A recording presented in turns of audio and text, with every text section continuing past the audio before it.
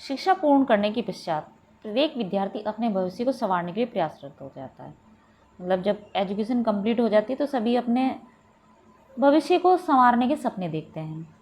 भविष्य को लेकर उनके मन में नई नई कल्पनाएं आती हैं।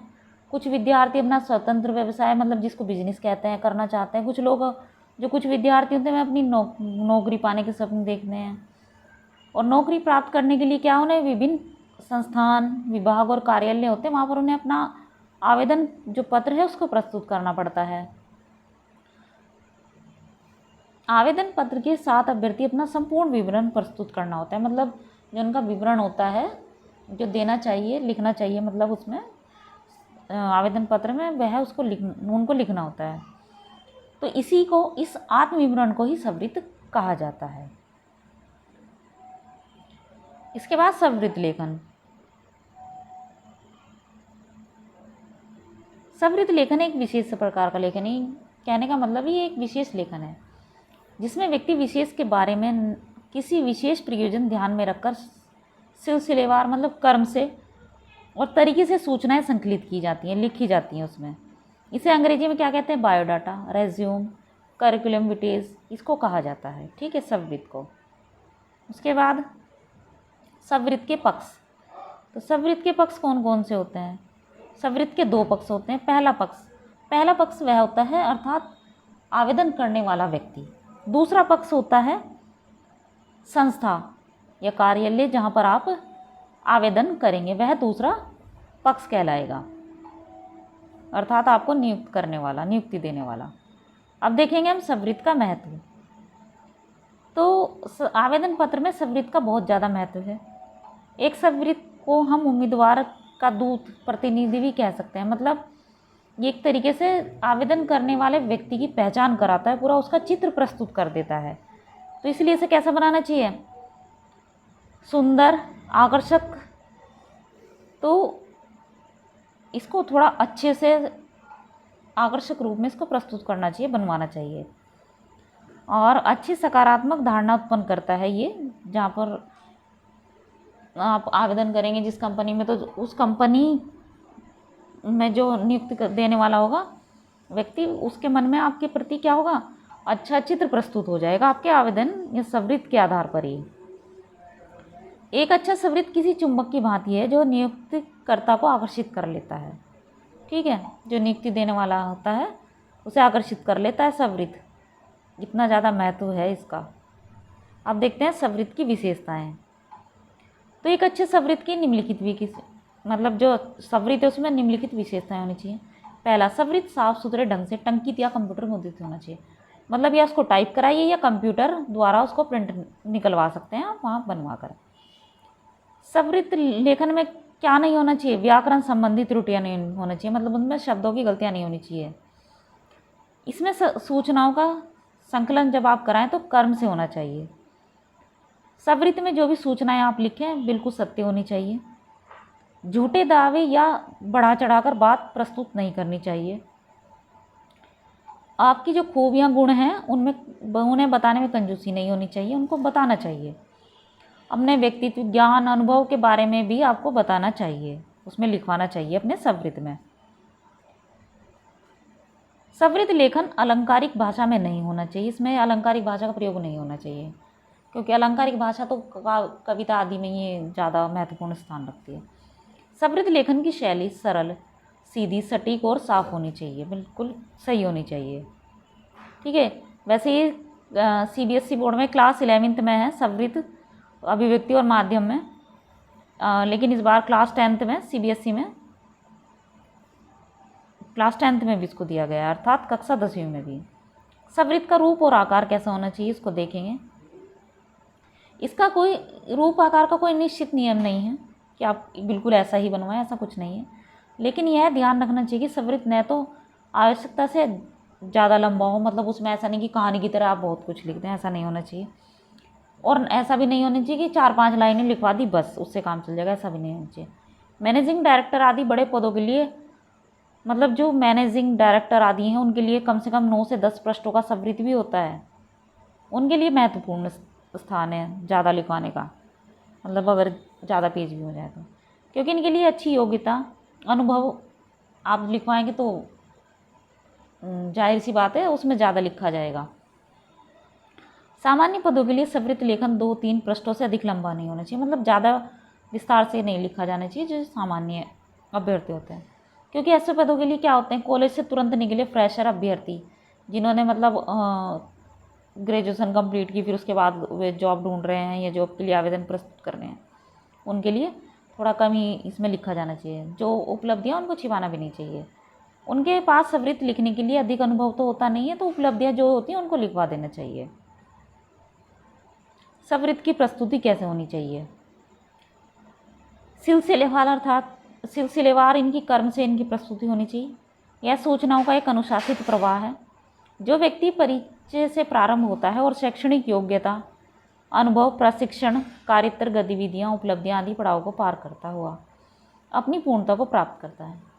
आप देख सकते हैं नौकरी के लिए जो आवेदन या सवृत्त मतलब लिखा जाता है उसको कैसे लिखना चाहिए। पहले तो व्यक्ति का परिचय, नाम, पिता का नाम, माता का नाम, जन्म तिथि, पत्र व्यवहार का पता, मतलब जो आवेदन करने वाला है उसका पता होना चाहिए, telephone number, mobile number, email, शैक्षणिक योग्यताएं उसकी होनी चाहिए, प्रशिक्षण एवं अनुभव जो भी है, उपलब्धियां जो भी हैं वो सब होनी चाहिए, लिखवाई जानी चाहिए उनको।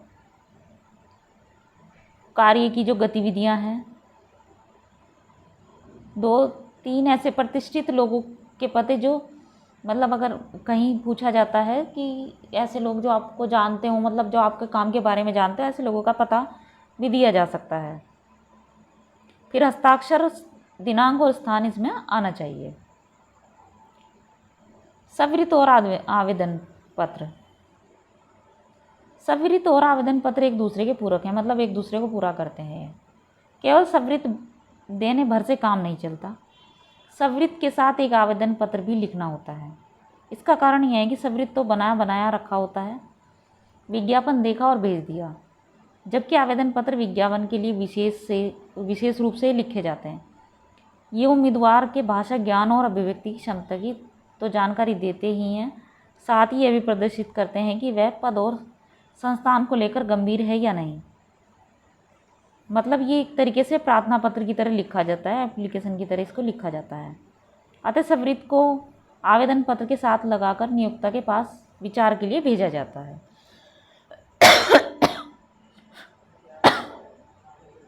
अब देखेंगे हम सवृत्त का प्रारूप कैसा होता है। सवृत्त अगर किसी नौकरी के लिए लिखा जाए तो इसमें प्रश्न देख लेते हैं हम। शिक्षा निदेशालय दिल्ली में शिक्षा अधिकारी को प्राथमिक शिक्षक पद के लिए आवेदन पत्र प्रेषित करते हुए सवृत्त लेखन कीजिए। मतलब दिल्ली में जो शिक्षा निदेशालय है वहाँ पर प्राथमिक शिक्षक पद के लिए आपको एक आवेदन पत्र लिखना है, और लिखना लिखकर किसको भेजना है? शिक्षा अधिकारी को। तो सबसे पहले इसमें क्या आएगा? सेवा में शिक्षा अधिकारी, शिक्षा निदेशालय दिल्ली। फिर आपका विषय जरूर आएगा, प्राथमिक शिक्षक पद हेतु आवेदन। ठीक है।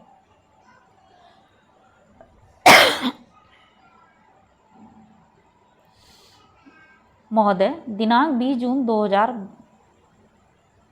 XX के रोजगार, मतलब इसमें समय जो है आप एक तरीके से जो ईयर चल रहा है उसके साल, मतलब वर्ष जो चल रहा है उसके बारे में लिखना चाहें तो इस तरह से लिखेंगे यहाँ पर। जैसे यहाँ XX लिख दिया ये, तो 2022 चल रहा है तो 2022 लिखेंगे। फिर जो नौकरी के लिए आवेदन करना चाहें, वैसे अगर स्कूल में लिखना है बच्चों को अपने एग्ज़ाम में तो वहाँ पर इस तरह से लिखा जाता है, ये ऐसे। तो रोजगार समाचार पत्र में प्रकाशित विज्ञापन संख्या जो दे रखी है, प्राथमिक शिक्षक 29 के संदर्भ में मैं प्राथमिक शिक्षक पद हेतु अपना आवेदन पत्र आपकी सेवा में प्रेषित कर रही हूँ। मेरा सवृत्त इस प्रकार है। तो सवृत्त किस तरह से इसे देखेंगे?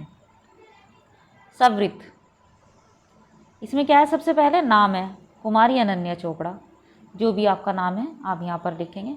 लेकिन जो बच्चे हैं यहाँ नाम की जगह क ख ग भी वैसे लिख सकते हैं या नाम भी लिख सकते हैं किसी का, इससे कोई फ़र्क नहीं पड़ता, बस अपना नाम नहीं लिखना होता है यहाँ पर जो स्टूडेंट है उनके लिए। बाकी जो आवेदन करना चाहते हैं कहीं कंपनी में उसके लिए तो यहाँ पर नाम ही आएगा। फिर पिता का नाम भी स्टूडेंट के लिए यहाँ अपने पिता का नाम नहीं लिखना होता, किसी अन्य मतलब आप लिख सकते हैं किसी अन्य के बारे में। माता का नाम भी स्टूडेंट के लिए नहीं लिखना होता। फिर जन्म तिथि भी, वर्तमान पता दोस्त ये जो दे रखा है आपका, स्थायी पता, फिर उपर्युक्त जो स्थायी पता है। तो स्टूडेंट के लिए तो यहाँ पर आपकी मतलब अपने विषय में नहीं लिखना होता, किसी अन्य के विषय में आप लिख सकते हैं। अन्य के विषय में भी आप बाहरी कोई भी नाम आप लिख सकते हैं। दूरभाष नंबर इस तरह से प्रस्तुत किया जाता है। फिर मोबाइल नंबर, दूरभाष का मतलब है टेलीफोन नंबर या घर में जो नंबर आपके लगा हुआ है उसके बारे में है। ईमेल आपको देना होता है, ईमेल भी इसमें लिखा हुआ है। उसके बाद आप अपना एजुकेशन जो है आपकी उसके बारे में कैसे लिखेंगे, शैक्षणिक योग्यता है 10वीं, या आप देख सकते हैं 12वीं, BA, B.Ed, C.Tet। अगर टीचिंग के लिए अप्लाई करना है तो यही मतलब इस तरह से अप्लाई होता है, इस तरह आप देख सकते हैं। कर्म संख्या, परीक्षा, डिग्री, डिप्लोमा, वर्ष, संस्था, बोर्ड, विश्वविद्यालय, विशेष श्रेणी जो भी आपकी आई है, प्राप्तांक, प्रतिशत, ये सब इस तरह से प्रारूप में लिखा जाता है। अन्य संबंधित योग्यताएं, कंप्यूटर का अच्छा ज्ञान, 2 वर्ष का शिक्षण अनुभव, उपलब्धियां, वाद विवाद प्रतियोगिता में अनेक पुरस्कार, विद्यालय की बास्केटबॉल टीम की कैप्टन, मतलब जो भी आप रहे हैं, उपलब्धियां जो भी आपकी। कार्येतर गतिविधियां, कार्य की गतिविधियां क्या है आपकी, कहानी, कविता लेखन, पर्यटन का शौक, घूमने का शौक, मतलब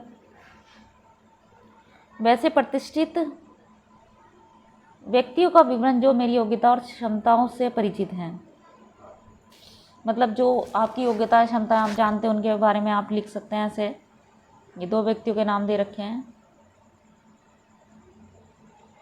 उसके बाद उद्घोषणा आती है,